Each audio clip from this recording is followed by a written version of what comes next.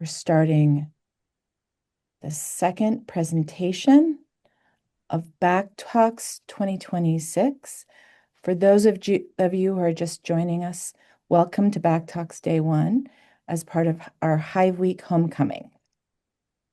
Just want to do a big shout out to our supporters and sponsors, Shafran Hames Foundation, Century 21 Cityside with Colin Bray, and Ice Genuity Architecture. They have made today possible. As a reminder, BAC Talks continues again tomorrow at 11:30 a.m. here at the college with a presidential luncheon with Dr. Spinelli of Babson. We'll also be live streaming it. And we hope you'll join us this evening for an evening of celebration where we celebrate our supporters, our community, our alumni, and we have a fireside chat with Tanya Nayak. Our next session explores innovation in the built environment, focusing on how we can transform existing buildings to meet today's sustainability and performance demands. We are pleased to announce Kevin Settlemeyer, President, Sustainable IQ, who also teaches at the BAC and will be our moderator for today's fireside chat. He will have a conversation with Anas Al-Kassas, founder and CEO of INOVUES. They will discuss Anas's insight from his journey from architect to greentech entrepreneur and how cutting-edge retrofit technologies are redefining building facades. Please welcome Kevin and Anas. Thank you, and hopefully people can hear me okay. Thank you for joining us today. As mentioned, I'm Kevin Settlemeyer. I'm an adjunct faculty at the BAC who has taught on and off for about 25 years, which is even longer when I say it out loud. I'm currently teaching a sustainable systems course, and a key area of focus is the building facade. So I'm excited to talk to Anas today to learn more about INOVUES' innovative retrofit solution and his journey so far. An overarching theme of the discussion today will be entrepreneurship. Some key sub-themes will be an entrepreneur's mindset, going from idea to reality, what reality means for facade products and solutions, and the transition to growth and game changes. We'll start with the presentation from Anas to provide context, and then we'll get into the discussion and questions. When we reach the discussion section, you can add questions to the chat. Please do hold those until we reach that portion of the session, and then we'll dive into those. I'll be monitoring the chat once discussion starts, and I'll do my best to cover the questions asked as well. Now that we have all those boring logistics out of the way, let's get to Anas's INOVUES story. Anas, over to you. Thanks so much, Kevin. Thanks, Sarah. Can you all hear me okay? Perfect. All right. Well, good afternoon, everyone. It's great to be back. Thank you for having me. My name is Anas Al-Kassas, founder and CEO of INOVUES. I'm going to, give you a very quick overview of what we're doing and some of the latest updates. This is going to be a very quick, maybe 5 minutes. So I'm not going to be diving into details or anything technical. I can leave that for later in the Q&A if needed. But in general, I always like to start with this slide because it really shows why INOVUES exists, why we're doing what we're doing. This is a thermal image showing New York City skyline, and you can really see the amount of energy loss that happens through the building envelope. I mean, we're talking about up to 40% of that energy loss happens through the windows. And when I first started looking at this problem, this was a very striking image. Right now, there are estimates that about 40% of all existing buildings still have single pane windows, and the remaining 60%, half of that, have the early version of double pane windows that are kind of obsolete in today's building code standards and technologies. So that kind of sparked the interest to kind of figure out what's going on, why a lot of windows are still outdated, they're not upgraded to today's standards. So the challenge really, it turned out that the traditional solution is to do a full replacement, rip out or replace what's already there. And it's very expensive, very disruptive, and requires an investment with an unrealistic payback period. So it comes with like 20 to 50 years, sometimes even up to 100 years. So building owners, they just don't do that as an energy conservation measure. It just doesn't pencil out. And it only happens, if they absolutely need to either reposition the building or for a major renovation. And that's why you have replacement rates is about just 2% of the existing building stock. So that's been kind of the core problem. Um, so what we did basically at INOVUES, we developed non-invasive retrofit solutions that upgrade existing windows into high-performance systems, but without removing or replacing the original glass or frames. So our retrofit systems enable attaching new glass to the existing windows and create an insulating cavity between the two that increases thermal insulation by up to 10 times. Here are some just, quick snapshots of, two configurations of how that looks like. Now, what does that do? Really, the results sometimes can be over 90% or up to 90% reduction in heat loss, up to 75% cost savings, and paybacks that are 10 times faster than replacement. And these are not, lab results. These are real world results validated by industry leaders, with several projects now have been done over the US.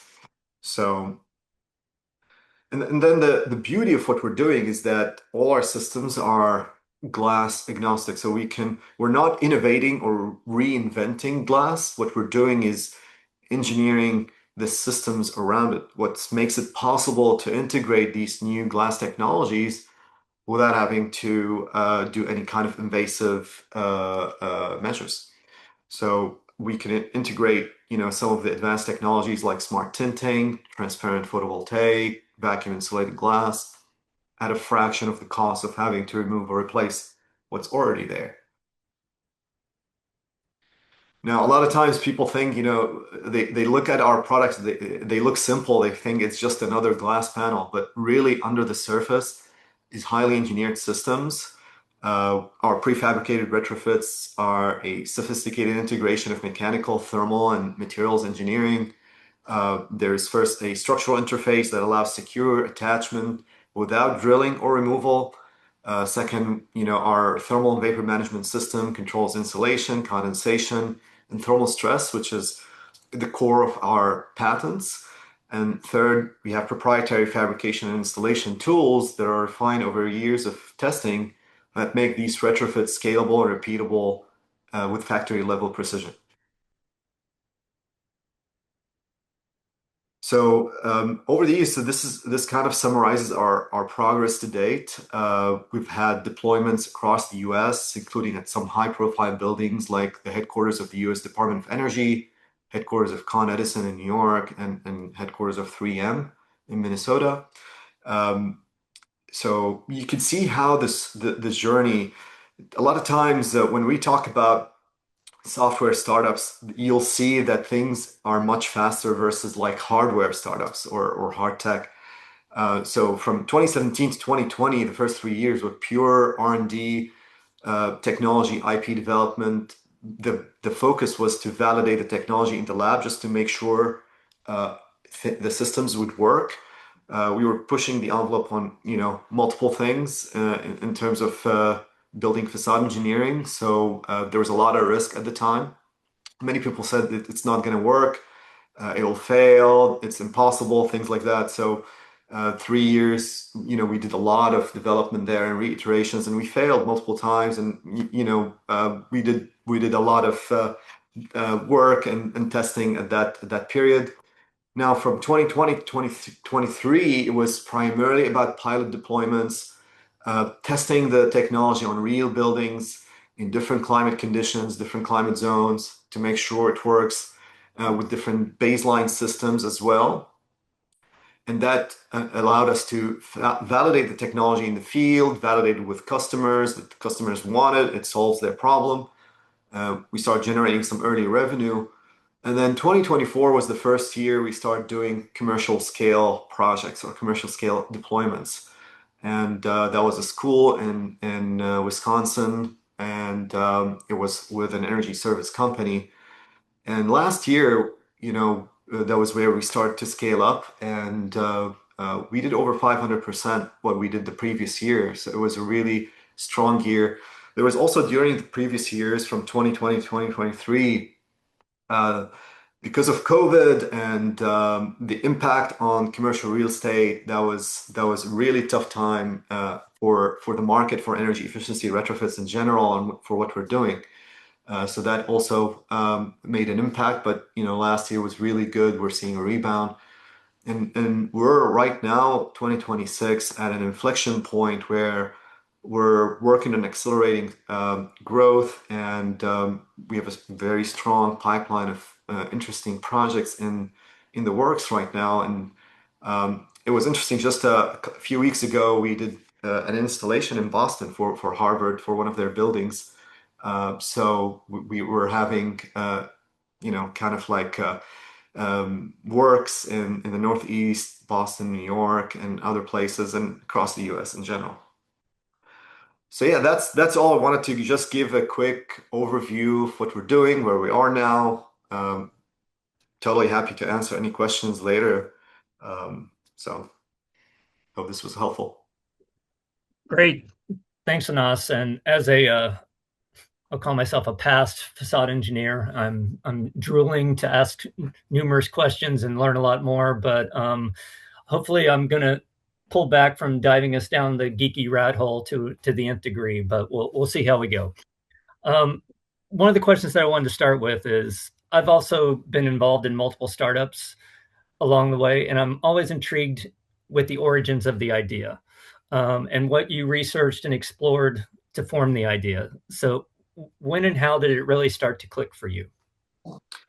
So it really started in 2015. I had a major career transition at the time. I was with Moshe Safdie Architects while I was doing my master thesis at the BAC, and I was really looking for challenges or ideas where I could potentially leverage what I learned, what I know to address them or solve them. And one of the things that I found were really interesting, and I thought I could have an impact there is the idea to change or upgrade windows, make them, advanced, smart without having to replace anything. I was just really sitting in my apartment brainstorming ideas on every front, and I was just looking at the windows and thinking, what if we can just change these and make them more energy efficient, smart without having to replace anything? And I started looking into, I thought maybe there's someone already have developed something like that, or it's sold, or there are solutions for this. And I started, doing some research, and that's when I learned more about not the problem with like converting windows and make them smart, like adopt some of the latest technologies, as much as the energy efficiency problem with existing buildings. And kind of the crux of the problem is the windows and the facade specifically. So I learned more about it, and that's how I started the kind of sketching some ideas, trying to see what can be done to do that. Is it possible? And funny enough, it was like a few weeks after there was this new program at the BAC for entrepreneurship. It was the first version that was launched at the time, and it was inviting students that are, they have ideas, want to see them, kind of develop them into businesses. And I thought it was a great opportunity. So I applied, got selected, and went through this. At the time, I had no experience building a business, zero. So that course, it was just, I think, maybe 4 to 8 weeks, something like that. It was incredibly helpful because it, taught us about how to present the idea as a business, how to potentially turn it into a business, how to talk about it and think about it financially, and develop a business model for it and all of that. So that was really the beginning at the time. And with that idea, I mean, it's one thing to have the idea. It's another thing to kind of continue it along its journey. I mean, especially for a facade product. So how did you start to understand what phases were and how you could go about turning that idea into reality? Yeah, so that's at that time, 2015 to 2016, the first year, um, it was primarily just, like iterations and on the idea itself, like trying to sketch the basics of the system or how, would that happen and what are the kind of like different ways to address the problem. How would you attach a system to an existing curtain wall system, for example, without having to remove anything? So it was purely just sketching and research. And I was at the time, it was challenging because I was doing my master thesis at the BAC after work. So I was working during the day. I joined Elkisman and Freddie Architects, and then at night we would go to the BAC, and then I would work on this in the weekend primarily. But after a year, it got to a point where I felt that the concept has ground, it can work. I feel like it's ready. I want to devote all my time to working on and completing the development of it. So that's where I quit from Elkisman and Freddie and moved to Houston. We had family here, so we moved in with them to cut expenses. And at the time, I was doing my master thesis at the BAC. So I told my thesis advisor, this is what I want to work on. It was a little bit challenging at the time because it's not really like a traditional architectural thesis, but she was very, very understanding and very supportive. So I had another year from mid 2016 to mid 2017 just working on this. And that was when I got it to a point where I had the first version of the system fully developed on paper, like just as a design, but it's ready to start, prototyping. It's ready to kind of start doing the first fabrication runs. So what happens at that in 2017? So I filed for the patent. I submitted my master thesis, and then basically I took the master thesis book and went to an angel investor group, and I basically applied.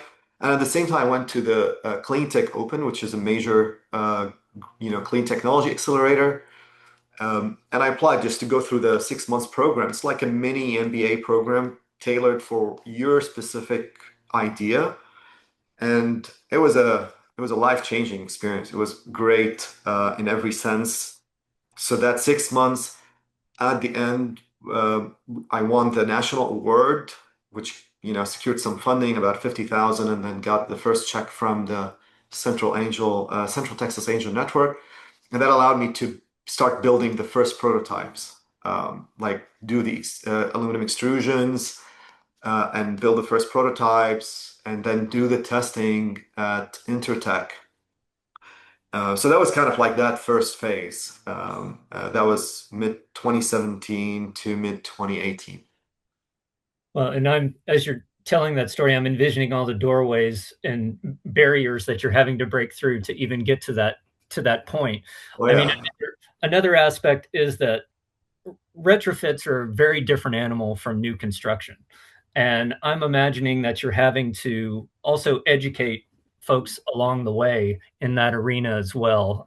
So I'm wondering if you can speak a bit about that in terms of how how retrofits can be different and kind of how that influences the people you're having to talk to and what you're having to educate them. Yeah. That was as you said, it was a lot of difficulties trying to translate or like talk about what we're doing, what I'm doing, especially to non-technical people, because at the time, the first thing we are trying to do is to secure funding to bring this technology to life. And one of the examples, we would tell people that we're using structural adhesive to attach these systems, and they'll just freak out. You just can't imagine that it's currently used in all buildings. It's been used since 1980s. It's not your like off the shelf from Home Depot type Scotch tape.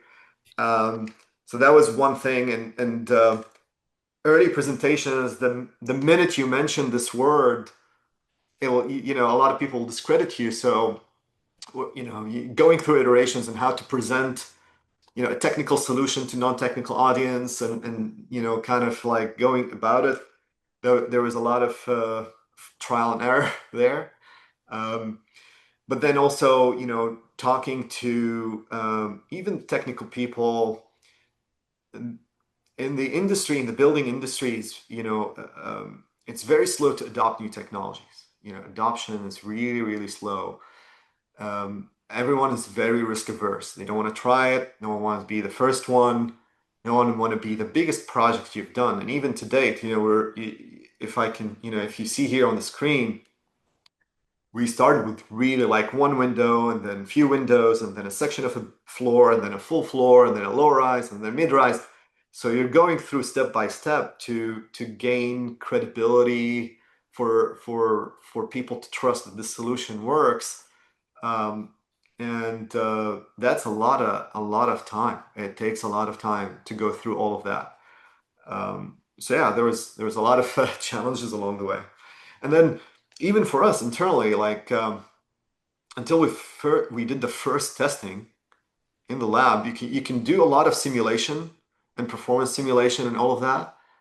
It's very difficult to predict 100% what will happen. You're dealing with a lot of varying factors with environment and different existing build, systems, which is different than new construction. So there was a lot of stress at the beginning that, I only had funding for one test run. Like if we'd have failed that intertech testing, we could have died basically and wasted 3 years or 2 years of development. And there was a condition at the time that the investors would double down their investment if we passed the testing. So we had partial funding. We didn't have the entire funding to repeat the test. So it was nerve-wracking, just going through it. But yeah, I mean, we were fortunate. We passed and we continued to develop, and we got more funding. And then the first pilot, for example, when we did it in Northborough on Saint-Gobain North America Research Center in Massachusetts, it was that first time you got a building to agree to give you their property to do this installation. And if it was not for a big research company, like a big conglomerate in the industry, could have probably been difficult to secure that. And when we got that, we got the first client after it. So we sent them photos and they said, okay, we were willing to try it again. So we did another trial in Seattle. It was one window or three windows. And then we got the first job after it. So it's very, very challenging when you're working in the real world versus just an app or a software development, So Yeah, because you showed a slide earlier that said looks simple on the outside, yeah, and I was always in awe of senior facade engineers that I work with that they're looking at drawings of a curtain wall system and they're seeing it come to life in front of them, and I'm trying to piece it together in my mind in terms of kind of trying to see what the overall system is. Um, can you peel an additional layer or two on the onion on the challenges of a retrofit product I mean, dealing with an existing glazing layer? I mean, because you're not stepping into a pristine environment, you're stepping into something that's already there, and what surprises or challenges that poses. there's a lot of them. So one of the first ones is no single building is the same. So, when you're going into a new building, the windows there, the aluminum framing or the window sizes and the type of glass, the type of glazing, the joints are all different. So the challenge was, how would you be able to develop a solution that is scalable? You don't want to, do the engineering from scratch and reinvent the wheel every time you get a building. It's not going to be a scalable solution that is cost effective. Um, and you end up with like new construction. Every building is different. It's a major development. A lot of times it's custom for everything you're doing, and that's why it's very expensive. Here, if you're looking at it from an energy retrofit, the paybacks needs to be under 10 years. Things needs to be really easy to install, very quick, and scalable. So to give you an idea there, like what we looked at, instead of attaching the system to the frames, we thought, okay, we need to attach the system to the glass, because glass is the core component in any window. It's always the same component in terms of shape, size, things like that. So that's one example. Another thing is you look at thermal stress. So whenever you're adding a new glass layer to an existing one, you're changing the optical properties of that window. You know, the visible light transmittance, the solar heat gain coefficient, the U value. And sometimes you can increase that thermal stress beyond the capacity of the existing glass. And the glass has different types. So you have annealed glass, you have tempered glass, or heat strengthened in general. So you want to do these studies and understand, what are you attaching to? Is that compatible? Is it okay? How much can you mitigate any kind of negative impact? So that's where we develop passive venting for our SWR system, so that if there's excessive heat buildup in the cavity, you can allow a little bit of venting there to alleviate that.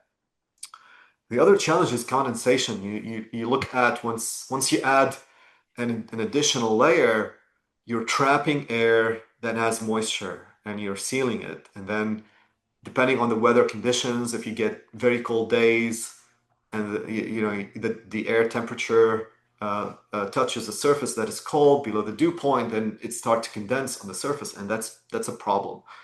You look at how insulating glass units address that. There's desiccant, there's primary seals, secondary seals, polyisobutylene, and other materials.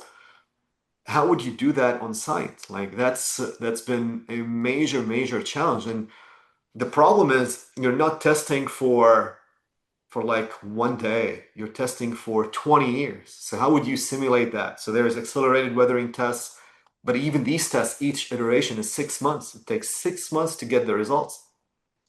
So there's slow development. So we had to innovate there. You know, how would you kind of do some testing in your lab and be able to accelerate the iteration process and the R&D?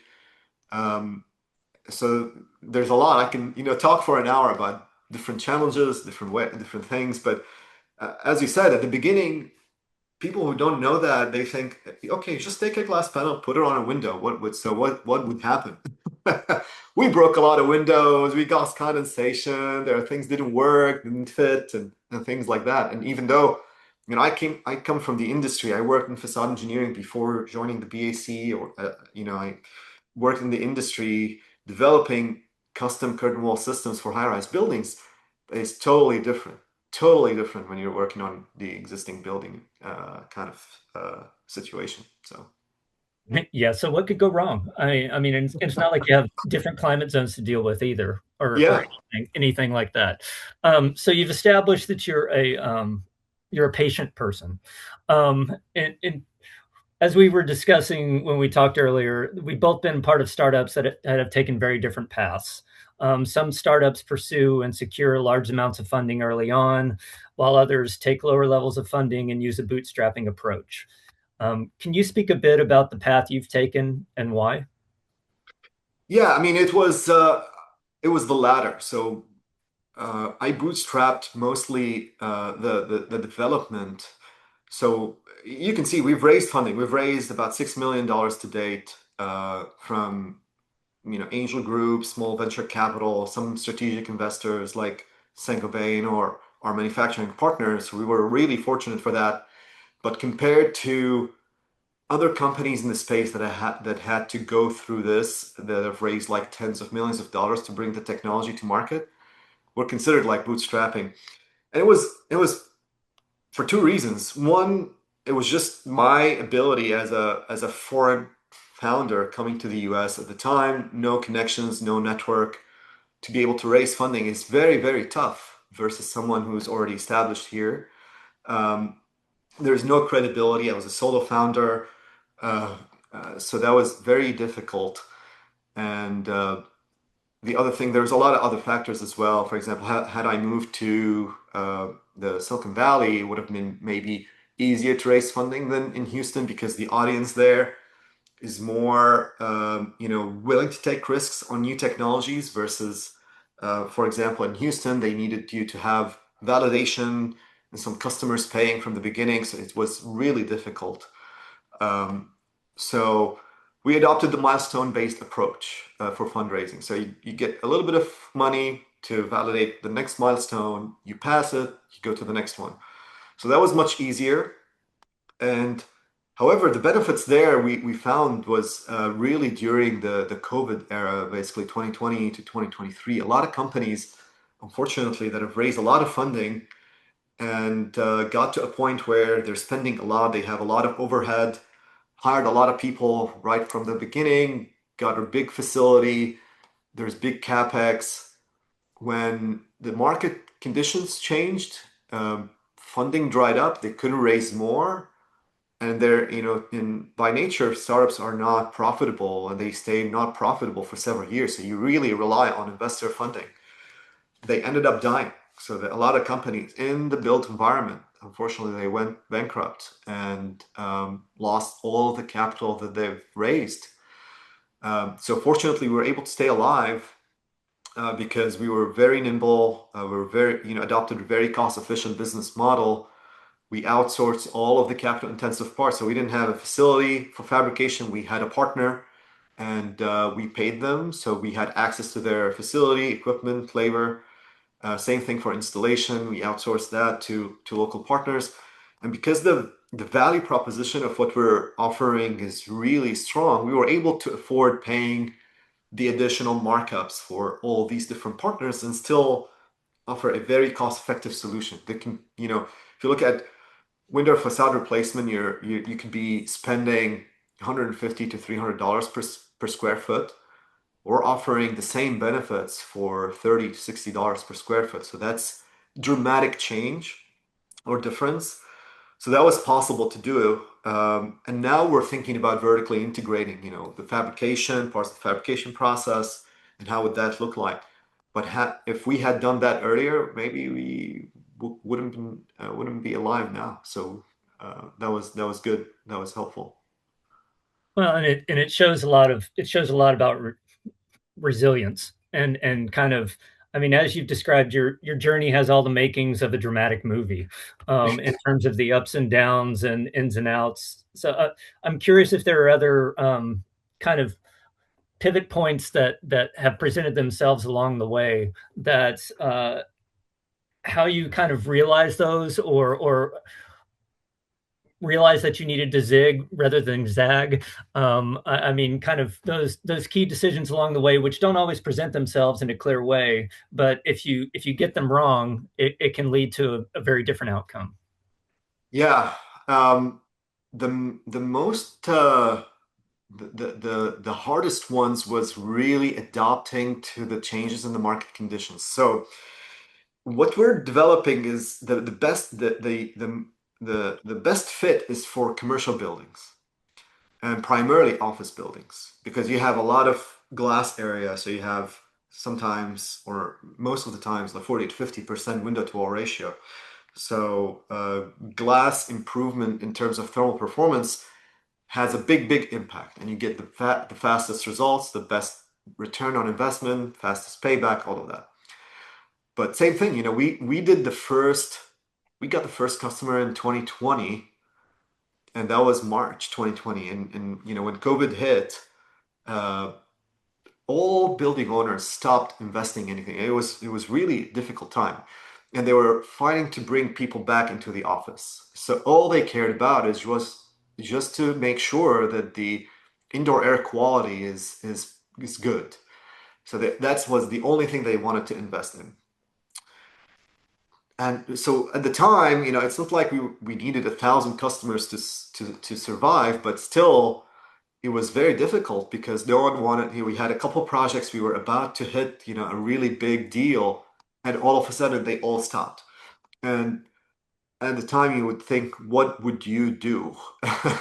So we shifted our focus from commercial office to uh, completely different type of deals. So we went after institutional projects that have some funding already allocated or secured, and that was primarily through startup accelerator programs that are focused on pilot projects. So we would go. Um, these accelerator programs, they will help you connect with institutions. So we got, for example, international customer capital land through a startup competition. We got University of Minnesota and 3M through an accelerator program called Grid Catalyst, and they provided the funding to do these pilots, and these customers were really interested in the solution.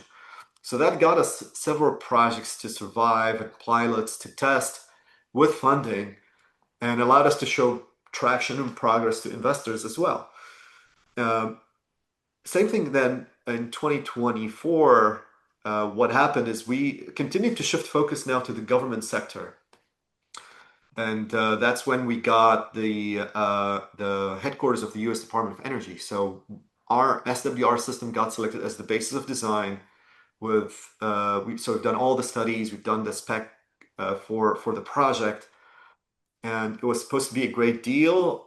But at the end of the year, 2024, it got delayed by a couple months, and it got to January, and that's where the new administration came in, and Doge came in and put a hold on all projects for the GSA.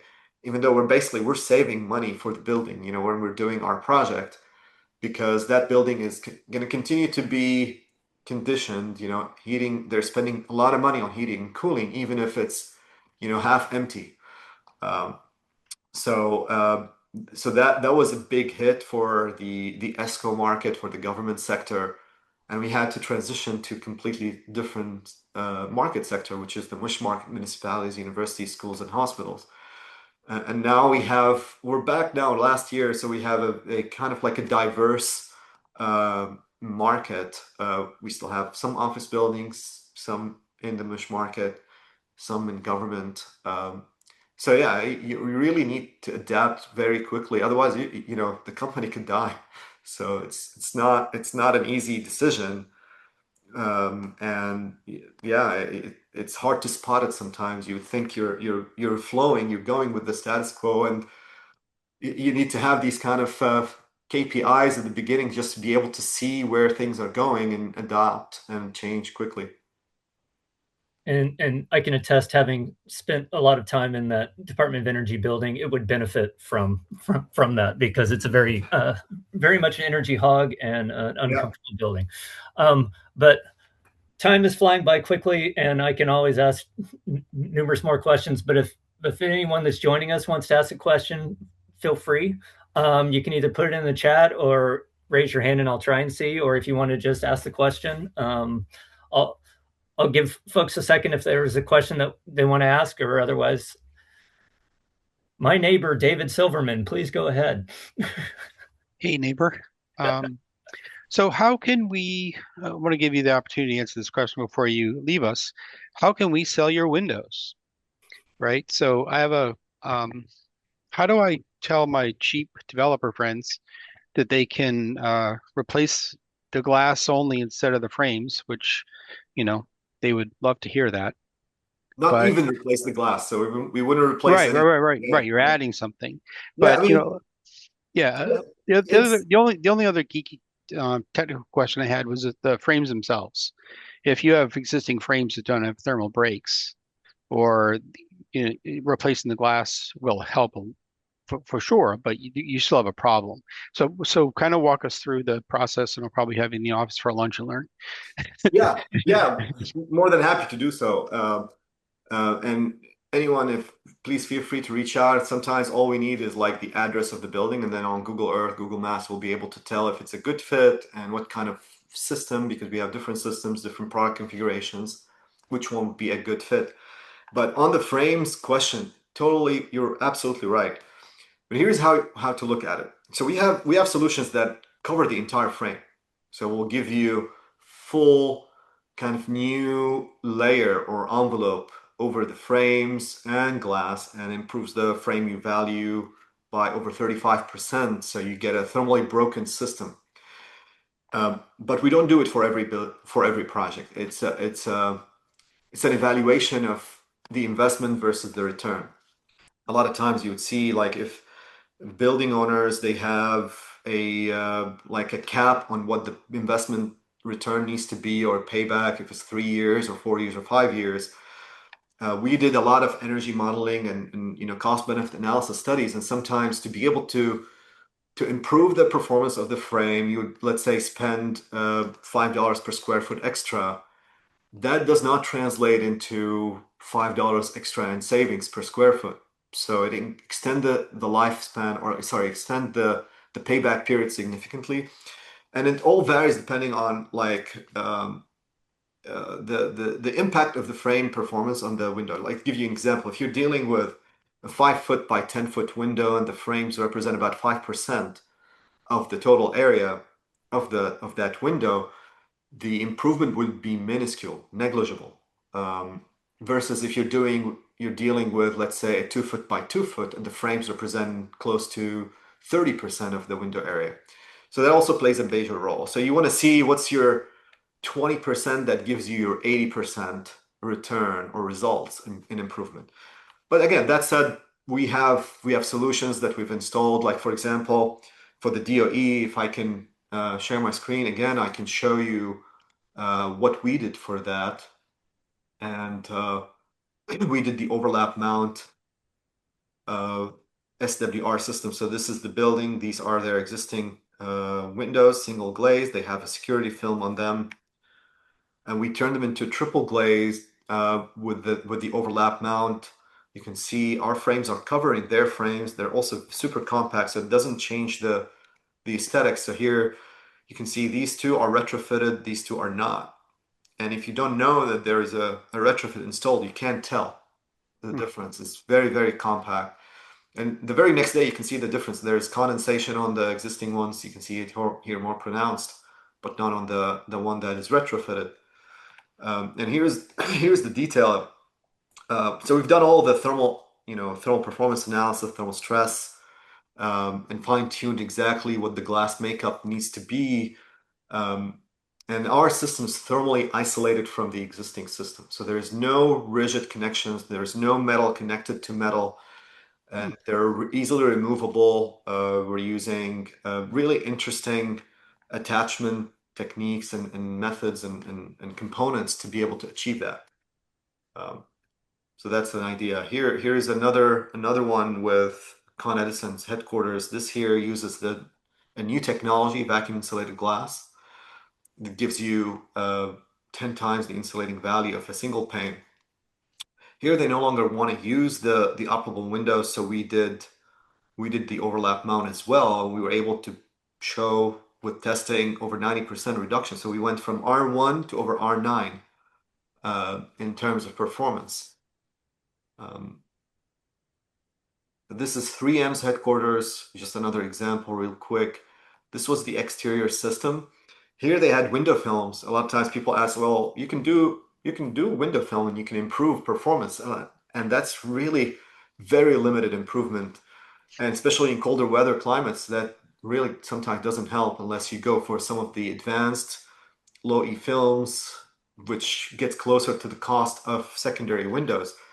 So here they had films on the exterior and interior, and still they had a lot of problems. There was frost on the windows and thermal comfort issues and a lot of energy loss. So we removed the films and installed our exterior retrofit system and turned them into high performance double glazed. And we got their feedback. They told us the last year basically that only the windows we retrofitted, they don't have frost. They don't have any frost on them.